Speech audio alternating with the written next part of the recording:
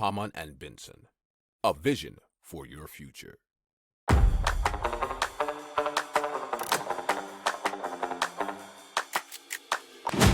Économie, tech et innovation, hydrogène, énergie.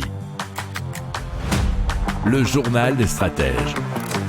Présenté par Boris Kahl.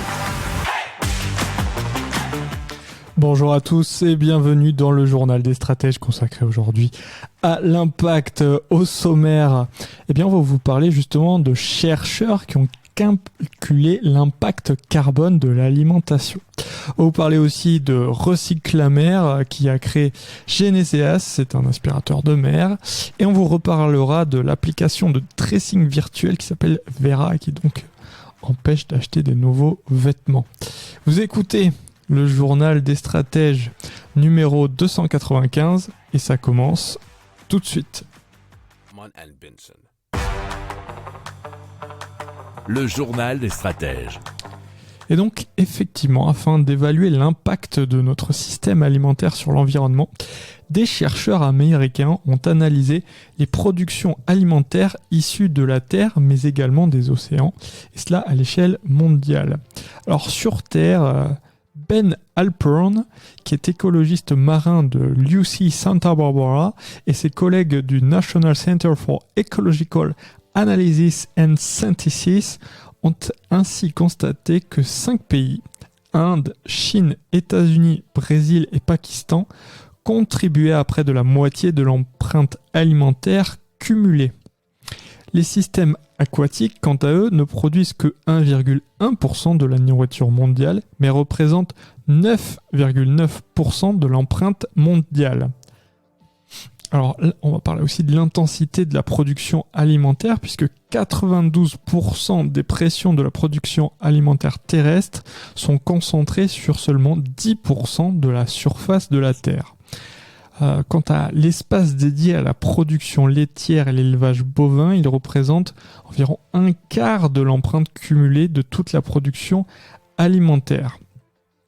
Alors, quand on parle de méthode production, il faut savoir que grâce à une technologie qui réduit les gaz à effet de serre et augmente les rendements, les États-Unis, qui sont le premier producteur mondial de soja, sont plus de 2 fois plus efficaces que l'Inde, qui est le 5e plus grand producteur, pour produire leur récolte, ce qui fait du soja américain le choix le plus écologique dans ce cas.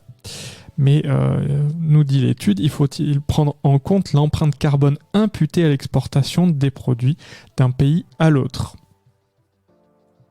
Si vous aimez cette revue de presse, vous pouvez vous abonner gratuitement à notre newsletter qui s'appelle La lettre des stratèges, LLDS, qui relate, et cela gratuitement, du lundi au vendredi, l'actualité économique, technologique, énergétique, mais aussi de l'hydrogène et puis de tout ce qu'on trouvera super intéressant pour votre vie. Hamann and Benson. Le journal des stratèges. Allez, on vous parle de l'association Geneseas qui a créé Recyclamer, qui, comme son nom l'indique, est un robot très complet qui, en plus de capter des plastiques stagnants à la surface, capte les nappes d'hydrocarbures. Alors, le corps de l'appareil est constitué d'un réservoir à déchets muni d'une porte d'entrée et d'un filtre naturel séparant l'eau des hydrocarbures à sa sortie, nous dit sciencevie.com. L'intégralité de leur futur modèle fonctionne complètement à l'électricité grâce aux panneaux photovoltaïques qui ornent son revêtement. Alors, de grandes villes comme Brest et La Rochelle s'en sont déjà emparées, ainsi que d'autres villes du littoral méditerranéen et même une marina en Espagne.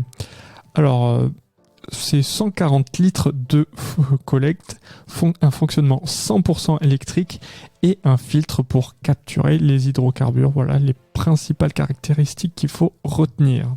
Si vous aimez cette revue de presse, vous pouvez vous abonner gratuitement à notre newsletter qui s'appelle La lettre des stratèges, LLDS, qui relate, et cela gratuitement, du lundi au vendredi, l'actualité économique, technologique, énergétique, mais aussi de l'hydrogène et puis de tout ce qu'on trouvera super intéressant pour votre vie. Hamann and Benson. Le journal des stratèges.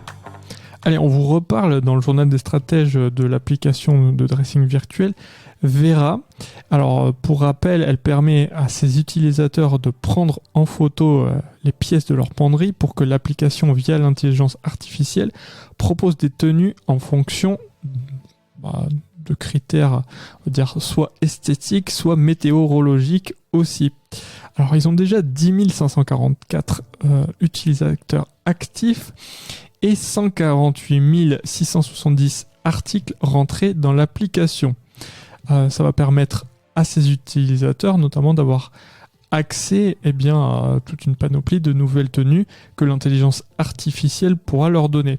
Alors, ce qu'il faut savoir, c'est qu'avec déjà ce fonctionnement pourquoi on l'a mis dans l'impact, c'est qu'avec ce type de fonctionnement, ça permet bien d'avoir instantanément une vision de tout son dressing, et on est tous très nombreux à avoir pas mal de choses, et surtout pas mal de choses qu'on ne met pas et qu'on pourra nous proposer à mettre, et avec une bonne coordination, et c'est ça qui est important. Mais dans un deuxième temps, et c'est ça que l'application compte apparemment proposer très bientôt, c'est d'avoir donc accès à de nouveaux services, et notamment à la seconde main, qui serait donc la possibilité de mettre en place une revente de toute la partie de la garde-robe qui ne serait pas utilisée, donc à faire des propositions à l'utilisateur pour les revendre ou bien pour les échanger, pourquoi pas avec quelqu'un d'autre. Il faut savoir que nous utilisons qu'environ 30% de notre garde-robe et que l'industrie textile, c'est la seconde industrie mondiale la plus polluante. Hamann and Benson.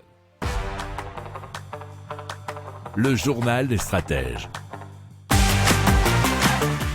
Voilà, c'est terminé pour aujourd'hui. Je vous souhaite une excellente fin de journée et je vous dis à très vite pour plus d'infos. Ciao.